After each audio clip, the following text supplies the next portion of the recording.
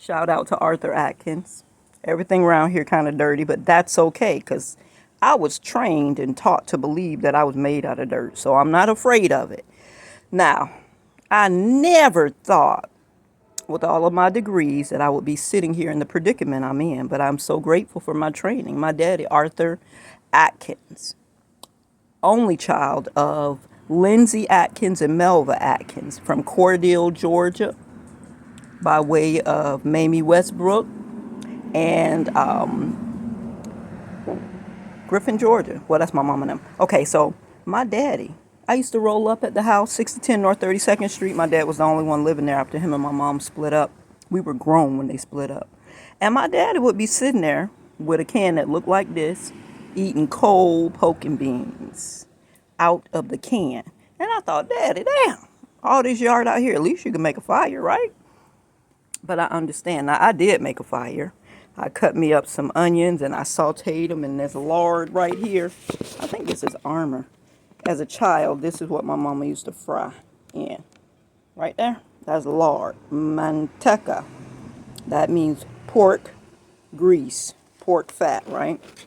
Now, I used to try to uphold that, Nation of Islam thing, but, oh, child, I'm so far down, I can't even afford to use all of that intellectual shit. I just have to stay alive. So, yes, y'all, I'm eating pork grease. See that right there? Over the fire, I cooked it. I put me some pork lard in there first. Then I sauteed my onions, half an onion. Now, ordinarily, I would use 2 or 3 onions, but we're running low, and I want the girls to have some onion in their system. So I cut back, and then I sauteed my green beans. So we sat here. We cleaned up the yard. I made a makeshift fence for the dogs. See right there? So the dogs could run around. I grabbed some pallets from the church. Thank you, Pastor Manny.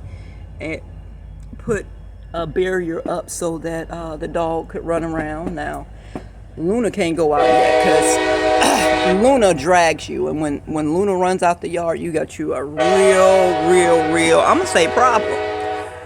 So, thank you to everybody who helped us make it through this storm. Like I told my children, don't go buy a whole bunch of shit when you having a storm. Clean out what you already have. Pull out the grill.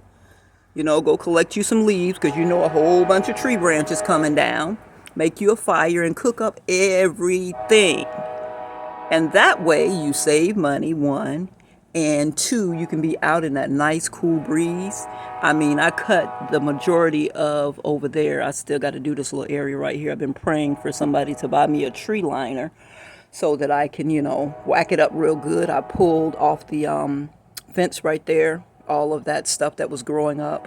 I was trying to see if that was soracey because it has those little buds with those big red seeds in it. I think when you see the big red seeds, it's not the one that you use for high blood pressure. So I didn't eat it yesterday because I'm good at picking up some shit out the yard and eating it. So I said, nah, I'm not going to do that because the day before my stomach was trying to act out. And I assumed it was because we bought milk. We had been given $20 for laundry. And we were trying to help a guy get into a treatment program. And by the time we finished, it was 4 o'clock. Now, in order for me to get to the laundromat and get the load in for 50% off, I have to be there by 5 because the machines just automatically change prices quick. They don't care about you. If you don't have it started by 5, then you need double the price. So we ended up at Save-A-Lot and we bought some cereal, some milk, some fat meat because I like to keep pork fat in the dogs for staving off worms and parvo. And what else did we get? We got some noodles and I forgot what else we bought. I didn't get eggs because they were $4. I didn't get sugar because that was $4. So y'all already know this probably because y'all shop. We eat mostly at the church. $20 get you about 4 items at the grocery store. Staple items is what I'm talking about now. All right, so we made it through the storm. I sat outside in it last night. I really wanted to cut the grass, but It might have been some dog shit over there, and I just did not want to step in dog shit. So I said, I'll wait until I can see, and then I'll get up and cut that up. So, got apple pie in the window and those little beverage holders. We haven't been able to find those mosquito rings. So Angola discovered that if you burn this little beverage holder, that it will burn slow and keep the mosquitoes and flies and gnats away. Most of my my seeding projects are not looking very good, but you know, sometimes it be down in the dirt, you know, doing its thing, and you just think it ain't doing nothing. So I didn't throw it away, I didn't destroy it, I'm just continuing to keep my eye on it. I've got my mulch out there in the trash can, and I remember my brother came and destroyed my papaya trees, my pineapples, my tomatoes, because he said it didn't look neat. So I know when people spend hundreds of thousands of dollars for their home, they want it to look like it's something so great. Now, to me, I would leave it looking like that because I like it when the butterflies come. I like it when the raccoons come. I like it when the opossums come.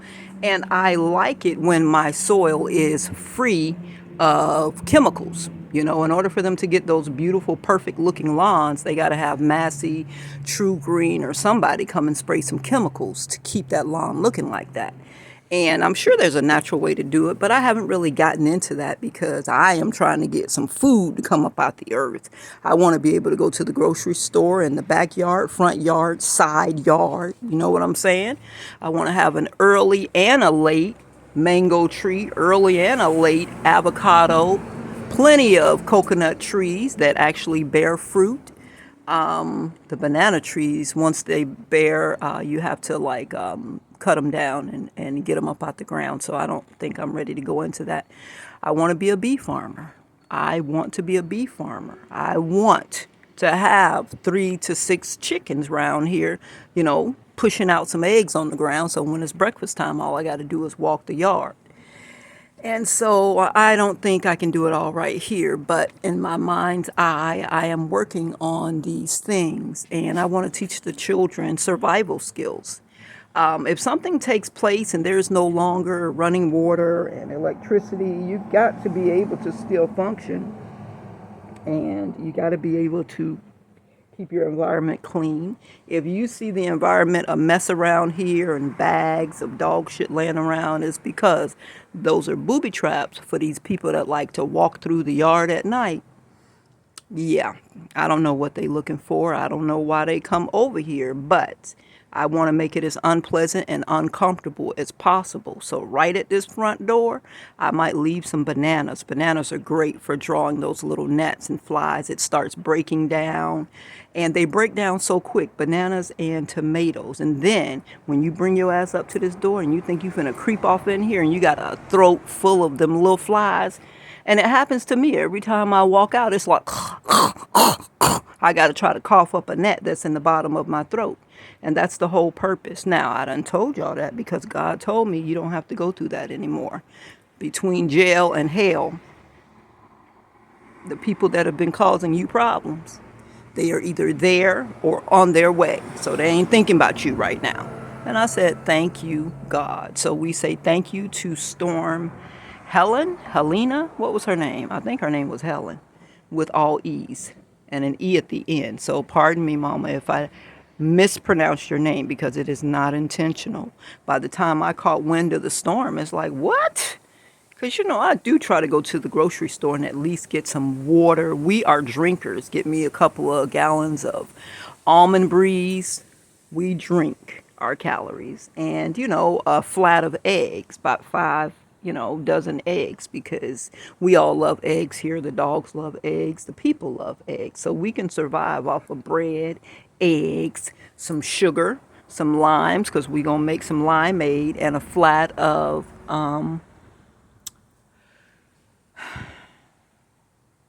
that's one of them right there, and a flat of, what am I trying to say? I already said a flat of eggs. You know, plenty of lemons and limes so that we can make limeade. All right, so Arthur Atkins, it was not in vain, and I'm sorry that I couldn't slow down and understand you and enjoy you more when you were here. I could have learned so much more from you, and I get it now because they're doing the same thing to me that they did to you. Isolate, energy harvest, take your wealth, take your health, take your ideas, destiny swap with you, except they didn't get a chance to do that destiny swap thing too well. Now, your daughter, Alva, her and her sister, Ava, and they oldest brother, Anthony, they gave me a run for my money, and that was only because I loved them, loved with a D at the end, because that's past tense. And I didn't think that they would do me like that. But if they'll kill their mama, and they'll kill their daddy, and they'll kill their grandmama, hell, what is it to kill a so-called wayward, rebellious sister? If I'm even their sister, I don't know what's going on. But as far as I know, Arthur Atkins is my daddy. They argued a lot about Upshaw. Upshaw could be my daddy. I don't know. Dorothy Atkins is my mama. So they ain't never argue about no another mama. Now, Arthur Atkins did tell me about some lady, a ghost that used to walk around in the house on Spruce Street where they stayed years ago. Anthony was the only child, and so there's a 5-year difference between me and Anthony. So Anthony was small when they lived over in the house on Spruce Street next to Miss Helen Standback. And a lady used to walk around with her head decapitated. Now, according to Tarot, that might have been my mama that they killed. And I know that God is going to give me the information. I know that Irene Parks Scarborough is going to give me the rest of the information. When I met with her when we went to Georgia, she gave me some information, and I didn't tell my siblings. They don't know I know what I know. And she didn't give me enough as far as I'm concerned. She wouldn't answer all my questions. She got stuck at, is Upshaw my daddy? That's where she got stuck. And then she started trying to communicate with me, and she only had half a tongue. And she was 98 years old, maybe 99, so she ain't have no whole bunch of energy to tell me everything. And I think she thought she was being recorded in that room. She was living with Catherine and her youngest and only living child, Gideon Henley, his wife. And I don't think she was being treated too well, but I don't know. So, I can only give you my perception. Cousin Toy said, Grandma said they poisoning her. That's what Cousin Toy Andrea Smith told me. Was that Cousin Toy or was that Ava Raquel Atkins that told me that? And when they told me that, I went into deep prayer. And I did something I never thought I would do. I prayed a prayer of protection over my grandmama because my grandmama was something else. She would not help me regain custody of my children. She said they'll be better off with Tony. Now, why would my children be better off with Tony, who ain't never raised nothing from beginning to end? Why would they be better off with Tony? And I think she had planned to energy harvest off of the children and maybe sacrifice both of them so that she could live longer. But God said no, because my children, well, I don't want to make this, I'm already 1343 in. So I want to back out of this conversation, really. And I want to say to all the elders, I don't know how to talk to you guys when you all, give me information in dreams and you drop premonitions and thoughts in my head. I do write them down and deal with them. But excuse me, there's a whole bunch of information that is missing. So I will reiterate, Upshaw, you owe me. So you need to make sure you put Aileen Dorothea Atkins, born November 24th, 1970, St. Joseph Hospital, Tampa, Florida, according to my mom, Dorothy Jean Atkins. That's what she told me. Dorothy Jean, maiden name Starks Atkins. Now, years ago, maybe 26 of them, we were in church at Allen Temple Church, and she said, you see that man? You were dark skinned, dark, that pretty Sudanese dark, and you had extremely sharp cheekbones, and your chin came down almost to a point. She said, "That's Upshaw. You were tall and slender." Now, I didn't have sense enough to say, "Well, who is Upshaw? Why are you pointing him out to me?" She didn't go any further. So I know you somebody to me. So I have 5 children. A moon and a set are my twins. My perpetual birthday gift. I don't like. I still am very protective over my children because of people trying to attack them just out of anger and jealousy. The feelings they have towards me.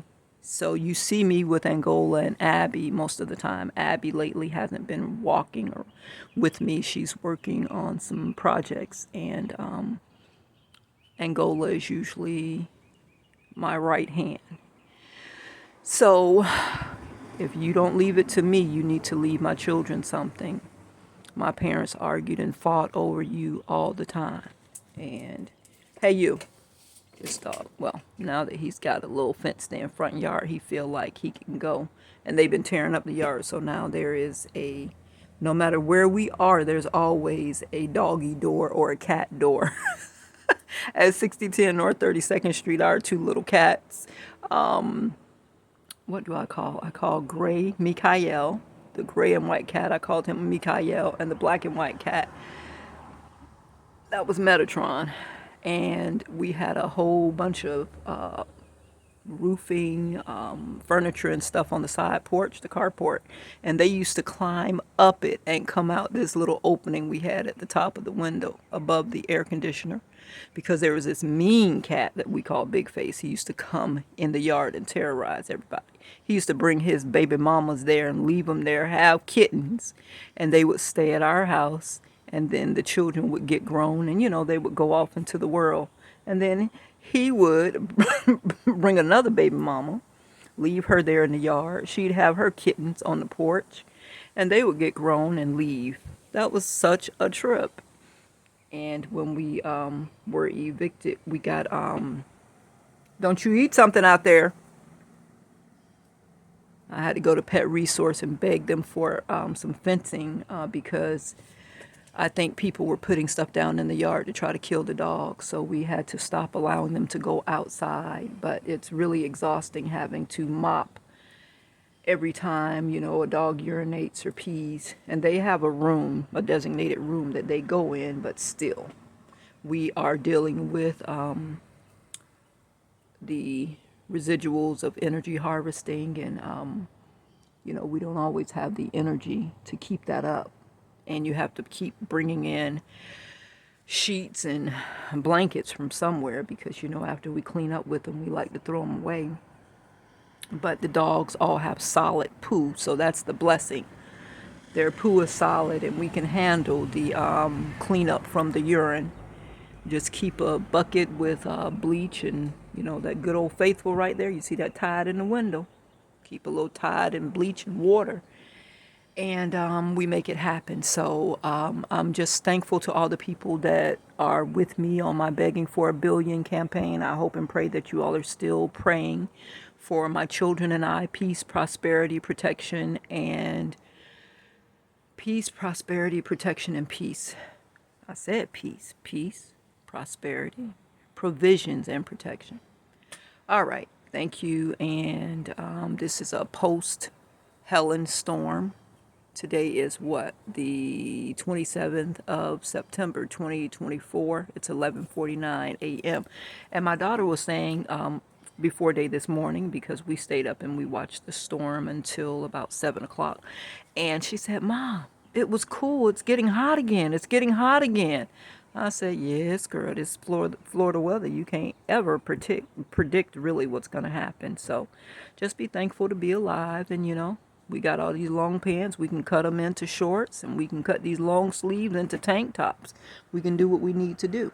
And so that's what we do. We make do." All right. Greetings.